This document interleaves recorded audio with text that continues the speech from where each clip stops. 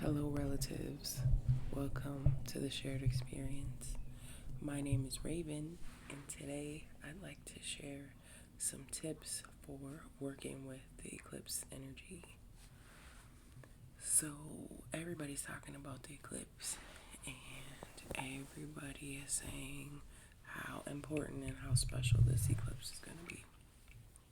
But what I've been downloading is that we need to have a release ceremony in some way. And so yesterday I was called to one of the places that I go when I feel like I need purification or cleansing. So it's a creek. The water is typically constantly running most of the time. I felt called to go there and just have a small little release ceremony, just acknowledging that when the eclipse happens,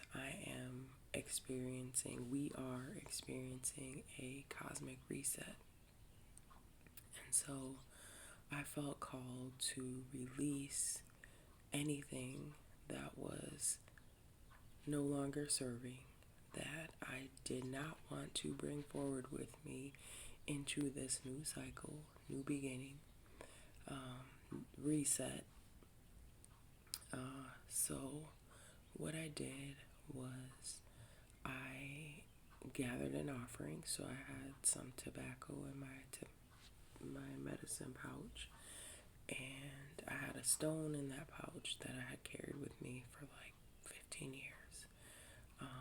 The pouch is significant because I've had that pouch since my daughter passed away about 15 years ago. And it's seen me through some difficult times. It's seen me through some grateful times. It's seen me through a lot of ups and downs. And so, releasing that stone into the creek was significant for me because I tend to hold on to things.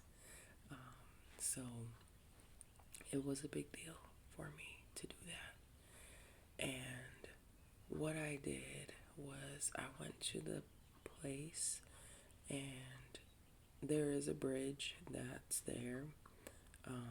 Basically goes across the creek from one side to the other. It's not huge, but it's significant. And what I did was I held on to my offering. I prayed.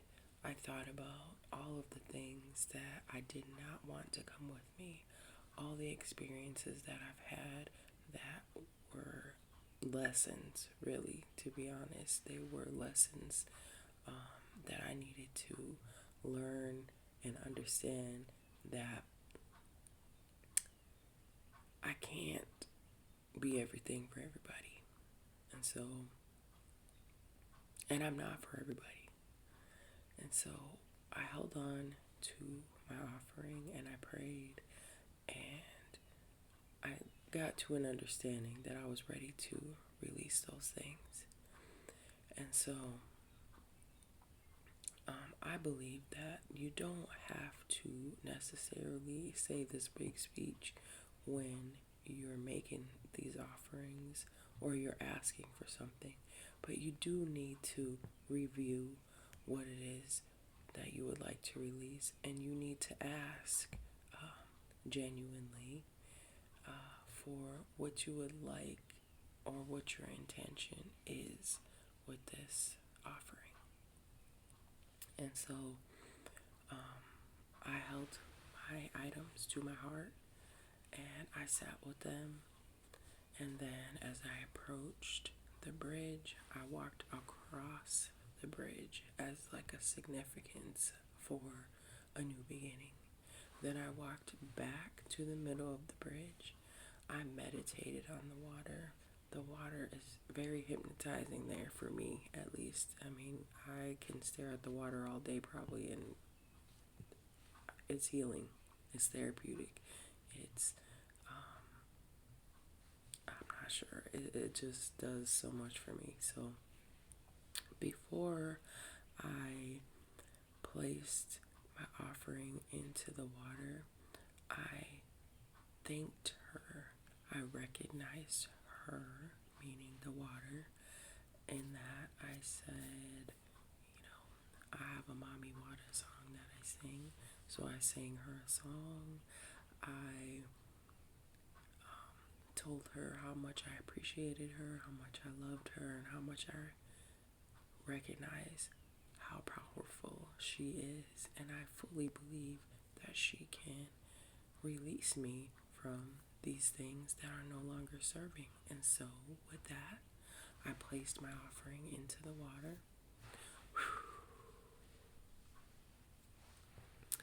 And then I continued to meditate on that release, on the water's power, and I watched my offerings be carried down the creek. And then I had a branch that I found, and that branch for me signified the energies and the relationships and the feelings that I no longer needed to come with me into that new cycle. And I broke that branch into 4 pieces, and I placed them in the water, and the water carried them away.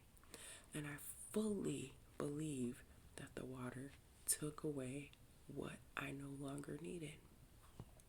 And so the reason that it's significant to do this release ceremony is, one, the moon is waning right now. When this eclipse happens, it's happening at a new moon, which is excellent. Right now, I believe the moon is in Aquarius or Pisces. The eclipse is going to be in Aries, so I would say anytime before this eclipse occurs is an excellent time to do your release ceremony. But I wouldn't necessarily do it after. I would do it before the eclipse.